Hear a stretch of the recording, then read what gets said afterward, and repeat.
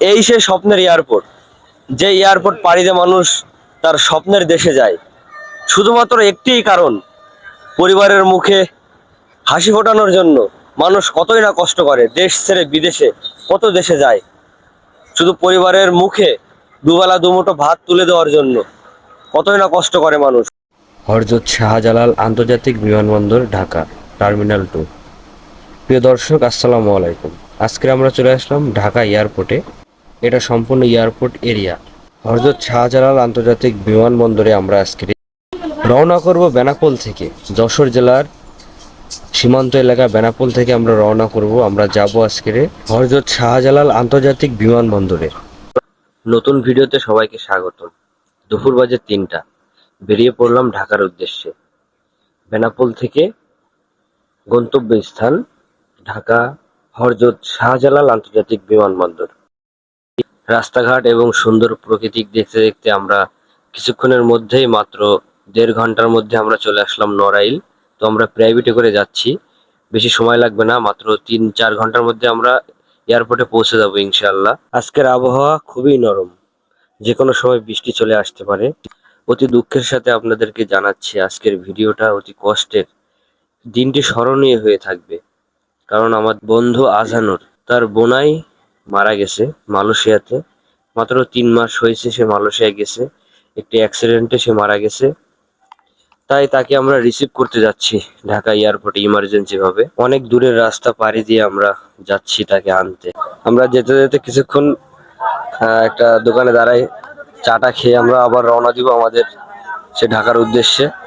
অনেক long journey, সবাই দোয়া করবেন। আমরা বলবো, কথাও মুখ দিয়ে আসছে না। আসলে আমাদের এই পৃথিবী ছেড়ে সবাইকে একদিন চলে যেতে হবে, খুবই কষ্টদায়ক।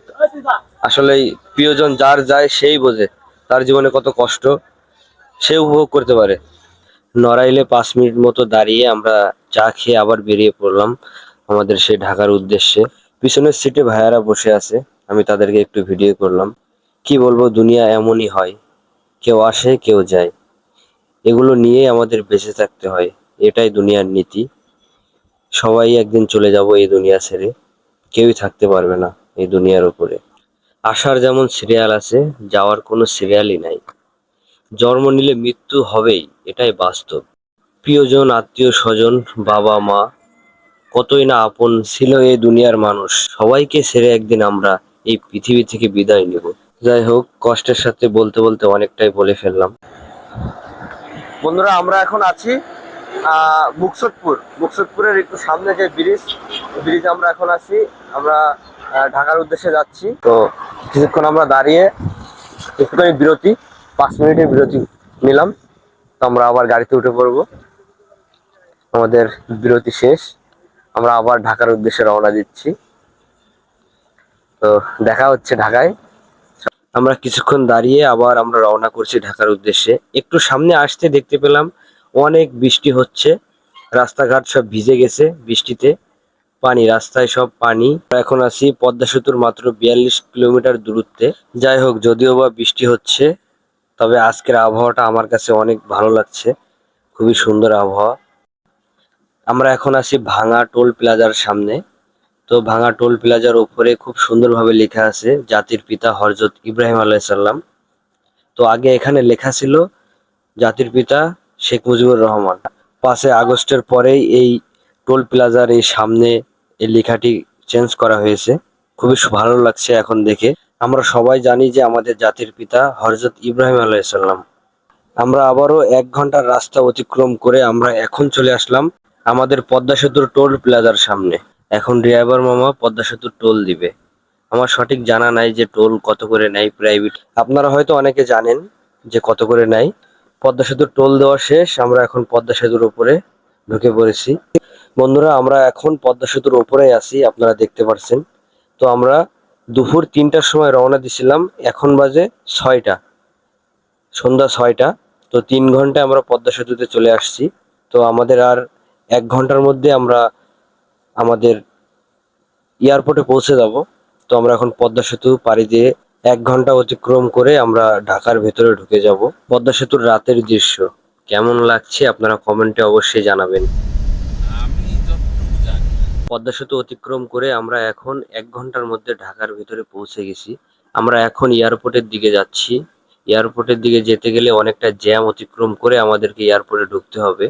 গাইস, এই সেই স্বপ্নের এয়ারপোর্ট, যে এয়ারপোর্ট পাড়ি দিয়ে মানুষ তার স্বপ্নের দেশে যায় এবং পরিবার যেন ভালো থাকে এজন্যই তারা বিভিন্ন দেশে যায়। কতই না পরিশ্রম করে আমরা তা জানি না, কত হাড় ভাঙা পরিশ্রম করে। শুনেছি বিদেশে মানুষ অনেক পরিশ্রম করে, তাদের পরিশ্রমের টাকা দিয়ে আমাদের দেশের রেমিটেন্স বাড়ে, দেশেরও অর্থনৈতিক চাহিদা অনেকটাই পূরণ হয় এই রেমিটেন্স যোদ্ধাদের জন্য, এই প্রবাসীদের জন্য। এবং অনেক পরিবারের মানুষ তারা তারা স্বাচ্ছন্দ্যভাবে চলাফেরা করে এই প্রবাসীদের টাকায়। একটি এরিয়া,